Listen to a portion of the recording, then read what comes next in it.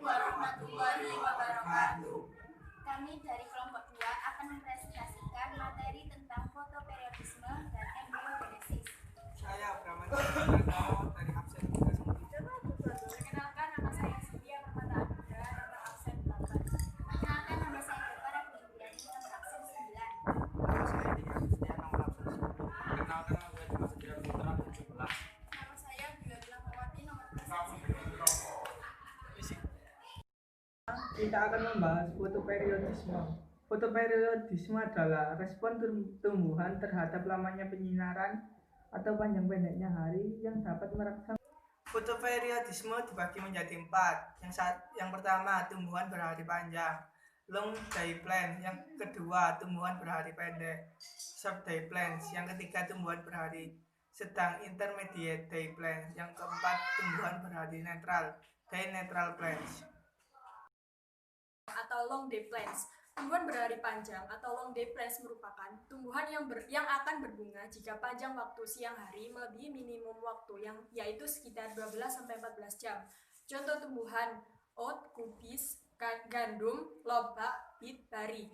Pada gambar tersebut, yang pertama adalah lobak, yang kedua kubis, yang ketiga gandum. Tumbuhan berhari pendek atau short day plants. Tumbuhan berhari pendek atau short day plants merupakan tumbuhan yang akan berbunga jika panjang waktu kurang dari maksimum yaitu sekitar 3-5 jam. Contoh misalnya,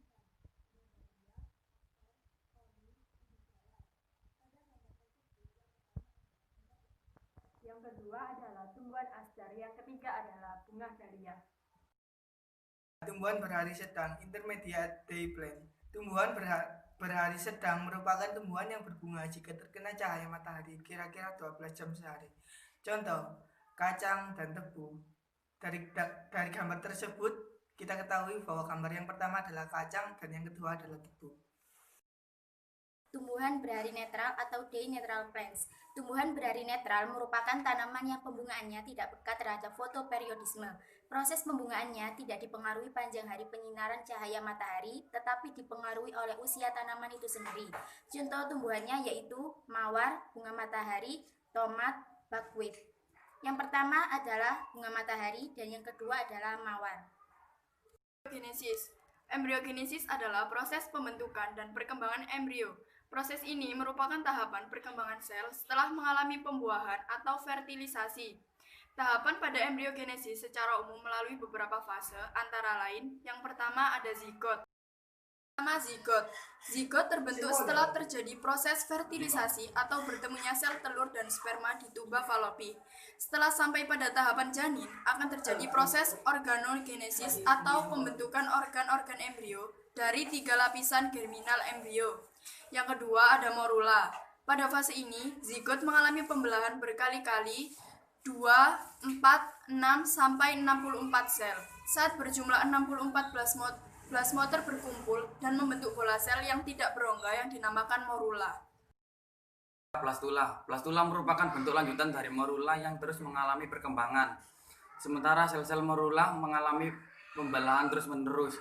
Terbentuklah rongga ataupun celah di bawah piringan germinal yang memisahkan dengan kuning telur. 4. Blastula.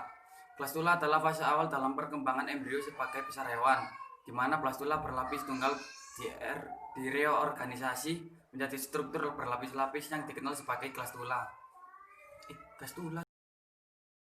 5. Neurula, suatu embrio pada tahap awal pengembangan di mana neuralisation terjadi. Neuralisation adalah pengembangan dari sistem saraf vertebrata di daerah menepal di atas notochord di ektodern. 6. Fetus atau janin, mamalia yang berkembang setelah fase embrio dan sebelum kelahiran dan dapat diartikan berisi bibit muda. Janin atau fetus berkembang pada akhir minggu ke-8 kehamilan.